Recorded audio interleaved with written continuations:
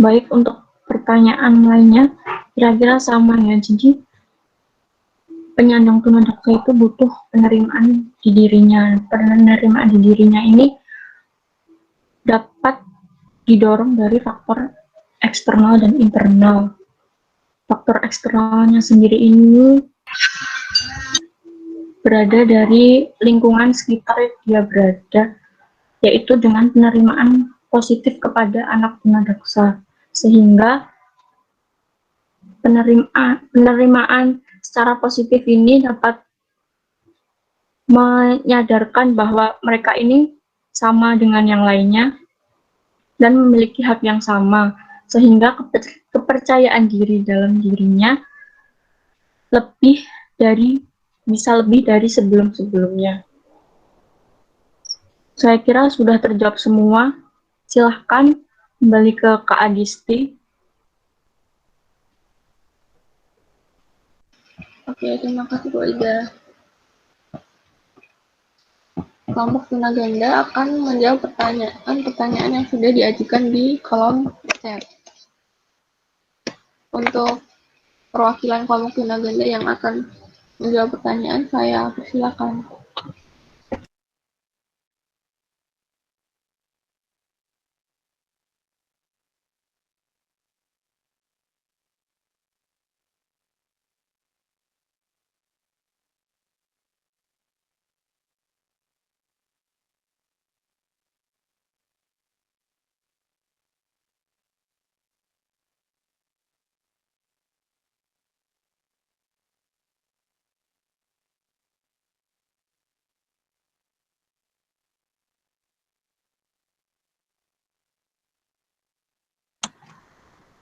Moderator.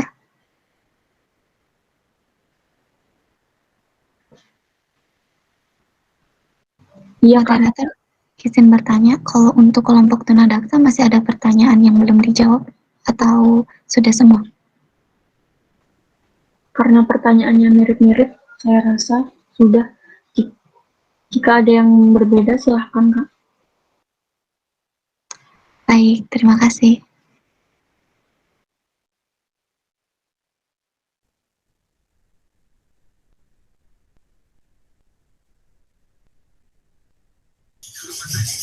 Mungkin teman-teman ada yang punya cerita atau pernah punya pengalaman ngajar anak tunadaksa, boleh banget diceritain ke jadi pengalaman kita.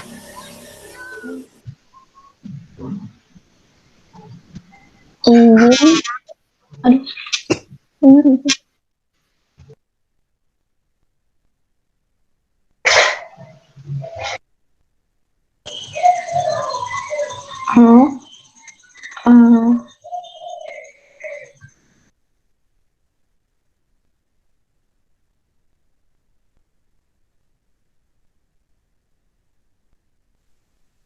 Iya, Dea bagaimana? Dia mau bagi sedikit pengalaman. Apa kedengar suaranya? Ya, boleh. Suaranya kita jelas? Jelas, Kak. Jelas. Terima kasih sebelumnya sudah mengizinkan. Perkenalkan, nama saya Dersti dari UNT. Jadi ingin share pengalaman tadi tentang cerebral palsy. Jadi kalau mungkin dia ada tambahan karena ketemu di lapangan, kalau cerebral palsy itu dia juga hanya beberapa yang mereka itu kedengaran. Iya, kedengaran. Dengar deh. Jadi hanya beberapa yang dia itu mengalami hambatan pada intelektual juga, karena ICP itu ada kategorinya, ada yang ringan, sedang, dan berat. Jadi kalau yang cerebral palsy-nya berat, baru di sana dia mengalami juga hambatan pada intelektual. Namun jika dia itu cerebral palsy-nya masih ringan, itu dia tidak mengalami gangguan intelektual, karena walaupun mereka itu kayak mengalami cacat otak, itu yang terkena itu otaknya itu bagian kecil, yang bagian koordinasi. Jadi gerakan mereka yang memang mengalami hambatan, tapi intelektual mereka itu tidak mengalami hambatan karena sekarang dia juga dia sedang ikut lomba itu bareng anak serba palsi. Nah, di situ dia sebagai ketua gitu dan dia yang mengkoordinasi kami, dan di situ menurut dia hambatan yang dia miliki itu tidak menjadikan dia sebagai mahasiswa yang pasif gitu. Dia bisa loh menjadi ketua untuk kelompok kami sampai kami itu sekarang sudah ikut sampai tahap nasional. Nah, itu artinya walaupun dia mengalami hambatan di seraba palsi, dia itu mengalami hambatan pada bahasa. Jadi kalau kita ngomong sama dia, itu artikulasi dia itu kurang jelas karena yang tadi gangguan pada seraba palsinya. Jadi dia juga cerita seraba palsi ini dia baru taunya pas kuliah, bukan sebelumnya tapi pas kuliah, karena sebelum-sebelumnya dia mengira dia itu mengalami polio. Polio ini juga termasuk ke dalam tunadaksa. Jadi mungkin itu dia kalau misalnya seraba palsi itu walaupun mereka mengalami gangguan pada otak itu, tapi otak kecilnya, tapi itu tidak keseluruhan anak seraba palsi itu mengalami gangguan intelektual. Jadi paling utama dari serba palsi itu yang mencoloknya itu adalah yang tadi, gangguan pada otak kecil yang itu mempengaruhi koordinasi gerakan mereka. Jadi kalau bilang serba palsi itu mengalami gangguan intelektual, mungkin bisa kita lihat lagi yang lain, karena yang ada juga contohnya lain itu adalah stand up comedy. Stand up comedy itu saya ingat dia, itu juga alumni dari UNT. Abang itu dia mengalami serba palsi, memakai kursi roda, tapi dia itu sudah, dia bahkan kemarin, kalau kami panggilannya di UNP, namanya Bang Uco, dia itu sudah bahkan dapat S2 ke Jepang dengan beasiswa penuh. Dia mengalami serba palsinya itu pakai kursi roda gitu. Dan berarti di situ menunjukkan bahwa orang serba palsi itu dia tidak mengalami gangguan intelektual. Kebanyakan anak tunadaksa itu gangguan intelektual mereka itu tidak terkena karena mereka lebih ke bagian fisik motorik mereka yang mengalami hambatan. Nah, itu mungkin share dari Dea. Dia kembalikan.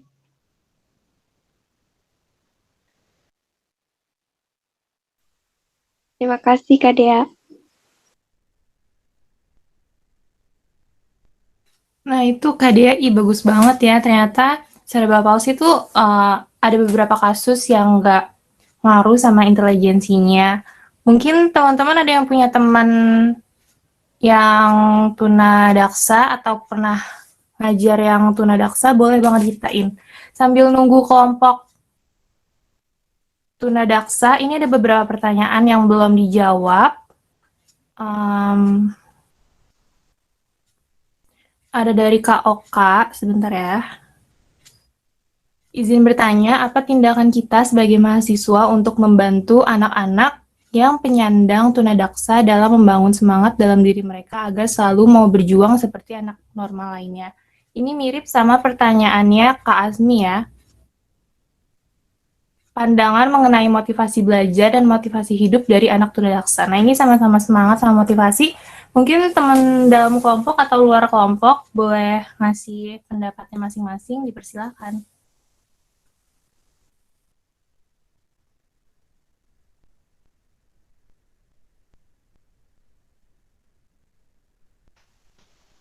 Izin Kak, sebenarnya untuk pertanyaan dari teman-teman karena banyak kemiripan, jadi saya tadi menjawab secara keseluruhan beberapa pertanyaan yang condong pada motivasi dan semangat gitu. Mungkin bisa saya ulang lagi ya Kak. Jadi untuk meningkatkan semangat anak, kan penerimaan dari lingkungan itu sangat diperlukan. Jelas ya, karena kan beberapa faktor perkembangan itu tidak hanya dari genetik, namun juga dari lingkungan gitu, bahwa perkembangan pada anak itu sangat berproses pada lingkungannya, pada behavioristiknya, pada pengalamannya juga. Jadi ketika anak yang menyandang tunadaksa, kita jangan terlalu fokus pada kekurangannya, namun kita fokus pada kelebihannya. Jadi cara kita memberikan semangatnya yaitu mengajak anak untuk mengembangkan potensi-potensi yang ada pada diri anak. Seperti yang tadi saya sudah ceritakan, ketika anak tersebut tidak memiliki kaki karena kecelakaan, sehingga kakinya harus diamputasi gitu. Jadi itu menimbulkan emosi yang tidak baik pada diri anak. Nah, peran kita sebagai mahasiswa ataupun calon pendidik memberikan motivasi dengan membantu mengembangkan potensi anak tersebut gitu. Mungkin sekian Kak. Bagaimana Kak Oka? Sudah jelas? Kalau tidak, mungkin bisa dicari kembali referensi yang lainnya atau dari teman-teman yang lainnya mungkin. Izin sedikit menambahkan, jadi bisa juga kita memberikan contoh-contoh figur inspiratif, sehingga penyandang tunadaksa ini merasa, wah ada nih yang sama seperti saya tapi bisa memiliki kemampuan yang luar biasa, bisa menjalankan minatnya dengan baik. Lalu juga kita menganggap anak-anak tunadaksa ini sama seperti kita, jadi mereka tidak merasa malu, tidak merasa berbeda dengan kita, seperti itu.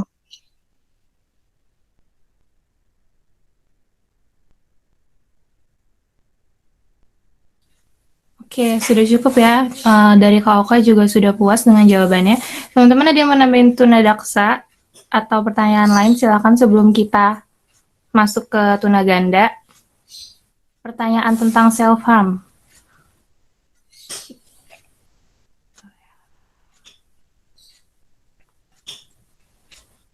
Nah, ini mungkin kelompok tunadaksa bisa jawab pertanyaan bagaimana mengatasi jika terjadi self-harm pada anak tunadaksa ini, karena saya pernah mendapatkan kasus seperti itu ketika liburan semester 3. Mungkin Kak Rehan bisa cerita dulu kasusnya gimana tuh Kak, bentuknya atau kejadiannya, silakan. Tunggu sebentar ya Kak, jaringan saya agak rusak. Oke, ditunggu.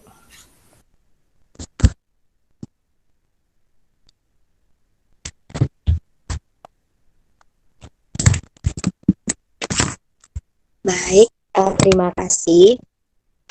Perkenalkan, nama saya Rehanil Jannah dari Universitas Negeri Padang.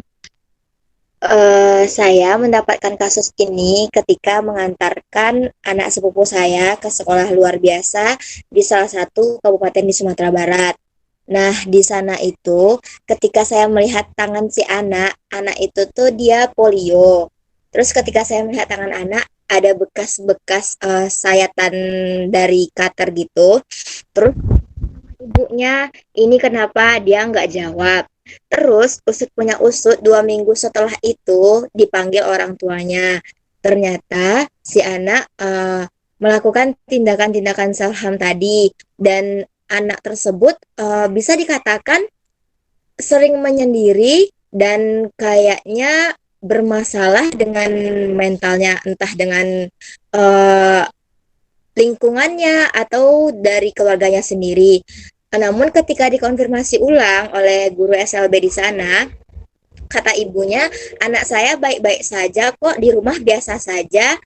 Terus yang jadi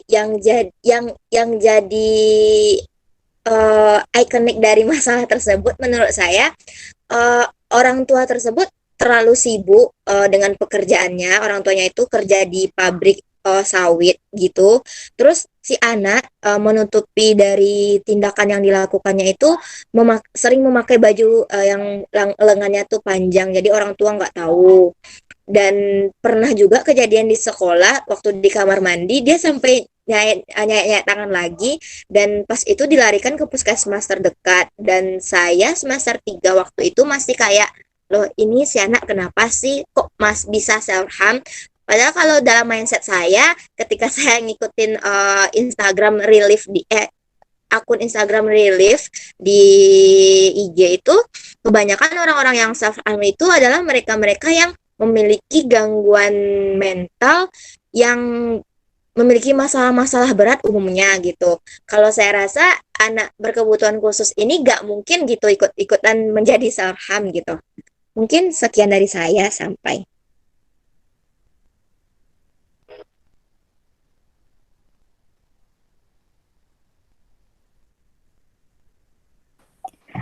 Baik, Mungkin Boleh menanggapi? baik, silahkan Kak Hana. Oke, terima kasih saudara moderator. Eh, apa ya? Agak miris ya mendengar cerita dari Rehan tadi. Nah, kalau menurut saya ya, terkait dengan peran kita nih, pertama, kalau kita diberikan izin, itu kita harus melakukan dulu eh, anamnesa ataupun asesmen kepada si anak. Kita cari informasinya yang valid gitu ya, dan juga akan melakukan triangulasi data, nanti supaya kita tahu nih penyebab utama kenapa anak itu seperti itu. Namun ini kan masih asumsi saya ya, terkait dengan cerita Rehan tadi. Ini bisa jadi anak itu kurang punya self acceptance, artinya belum bisa menerima keadaan yang dia miliki saat ini, sehingga mungkin kurang dapatnya motivasi dari keluarga, dari lingkungan, dan juga dari dirinya sendiri yang benar-benar belum bisa menerima dirinya yang keadaannya seperti itu menjadi dia menjadi apa namanya, distress ya, dia atau stres negatif, karena dia tidak memiliki sumber daya yang cukup untuk apa namanya, sumber daya yang cukup untuk menyeimbangkan tekanan yang dia dapatkan, sehingga salah satu bentuk dari mekanisme pertahanan egonya bisa jadi dia melakukan self harm agar nantinya untuk bisa apa namanya, menenangkan dirinya seperti itu. Nah, terkait dengan peran kita ya, lebih baik kita tuh melakukan self edukasi, psikoedukasi kepada si anak itu kan, yang dijelaskan oleh saudara pemateri tadi. Kita lebih berfokus kepada kelebihannya dibandingkan kekurangannya, menyadarkan dia dengan kondisi realitasnya, dan memperkecil ya antara ekspektasi dengan kenyataan yang ada gitu. Mungkin itu yang dapat saya sampaikan. Terima kasih. Saya kembalikan kepada moderator.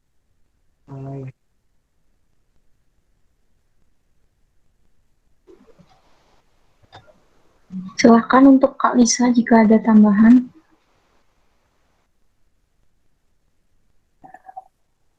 ya sama seperti yang telah disampaikan oleh Kak Randa tadi. Jadi kemungkinan itu karena si anak ini belum adanya penerimaan diri, jadi masih merasa putus asa atau tidak pede atau bagaimana ya permasalahan yang dihadapinya. Jadi tadi seperti kesibukan dari orang tuanya itu harusnya ada pengasuhan dari tangan lain kalau misalkan dari orang tuanya sendiri nggak bisa ngehandle anaknya, karena anak tunadaksa ini sangat butuh dukungan yang ekstra ya untuk menjaga kestabilan emosionalnya. Mungkin kalau dari sekolah guru-guru sudah berusaha secara maksimal ya, tapi harus dibantu juga dari peranan keluarga seperti itu. Izin menambahkan, mungkin di sini juga dapat mengalihkan anak untuk lebih sibuk lagi dan tidak berpikir ke arah situ. Jadi lebih ke kegiatan yang bermanfaat. Itu juga butuh bimbingan dari orang sekitarnya. Terima kasih.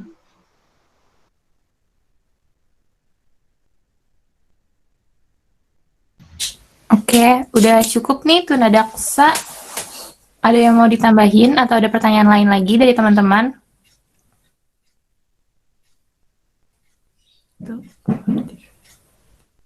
Oke, kita lanjut ke... Mungkin Kak, Kenapa Kak Mia? masih ada satu lagi pertanyaan. Oh ya, boleh, silakan. Nah, ya, tadi saya dari Kak Aisyah. apakah ada perbedaan tersendiri antara anak penyandang tunadaksa dengan anak penyandang atensi dan hiperaktif dalam sisi emosional? Nah, mungkin bisa langsung dijawab saja ya, Kak. Menurut kelompok kami, bahwa anak penyandang atensi itu lebih ke inteleknya mungkin ya, Kak. Intelek mungkin ya. Kalau hiperaktif berarti sama juga. Jadi hiperaktif itu masuknya kepada ADHD. Nah, jadi ketika anak yang memiliki penyandang atensi dan hiperaktif, untuk emosionalnya itu sendiri, jelas bahwa ketika lingkungan tidak mampu menerima anak, tetap emosi anak akan tetap terganggu gitu. Jadi di sini tetap berbicara tentang peran lingkungan, bahwa lingkungan itu sendiri memberikan dampak yang cukup besar gitu pada perkembangan khususnya pada emosionalnya. Jadi untuk anak-anak yang memiliki kekurangan, peran lingkungan juga sangat penting gitu, sehingga emosional anak tetap baik gitu, positif. Seperti yang tadi juga yang self harm itu juga kan otomatis dari mentalnya, dari emosinya, dari sosialnya juga. Jadi ketika kita mau memberikan intervensi, kita juga perlu mengetahui apa dulu penyebab anak melakukan tindakan-tindakan yang tidak sesuai. Mungkin seperti itu, Kak. Baik, terima kasih.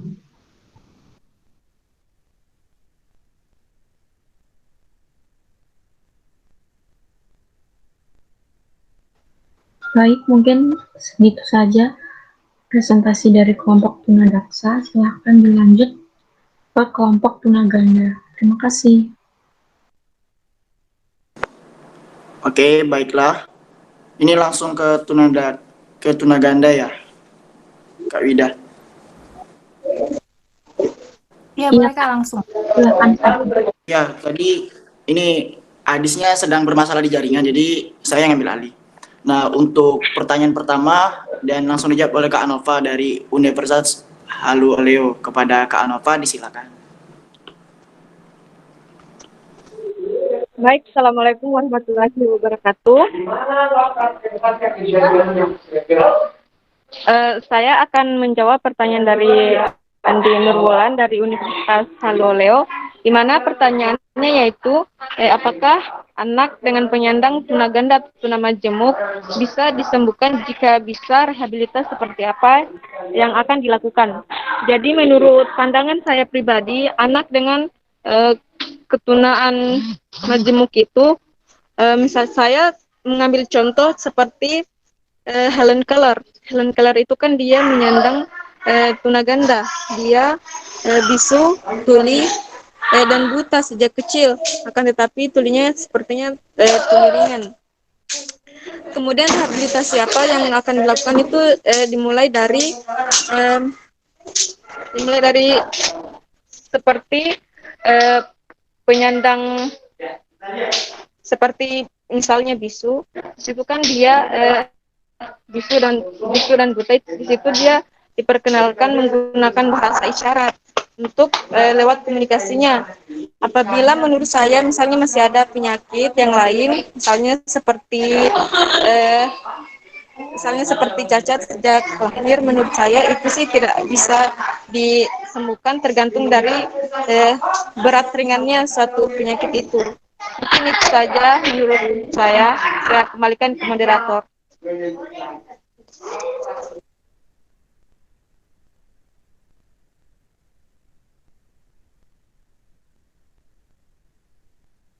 Baik, terima kasih kepada Kak Anova.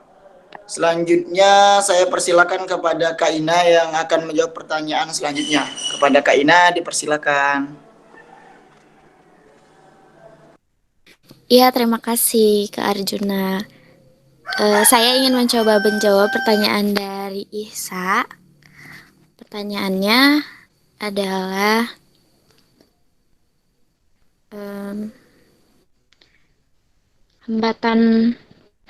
hambatan.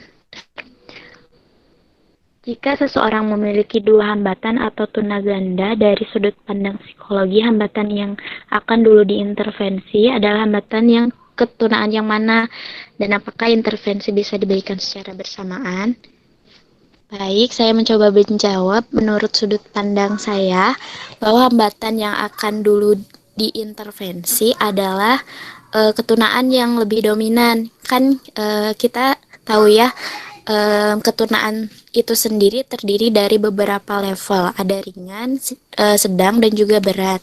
Nah, dari situ untuk melihat mana yang lebih dominan, pendidik atau orang tua itu harus dapat mengenali dulu karakteristik dari masing-masing ketunaan tersebut. Jika sudah tahu mana ketunaan yang lebih dominan atau berat dibanding ketunaan yang lain, maka kita bisa melakukan intervensi terhadap yang itu dulu. Nah, dan apakah intervensi dapat dilakukan secara bersamaan? Tentu saja bisa ya, maksudnya kita tinggal memilih saja intervensi yang untuk gangguan tersebut. Nah, teman-teman mohon maaf ya karena saya bukan dari jurusan psikologi dan bukan dari pendidikan khusus. Jika jawabannya kurang tepat, mohon untuk koreksiannya. Terima kasih.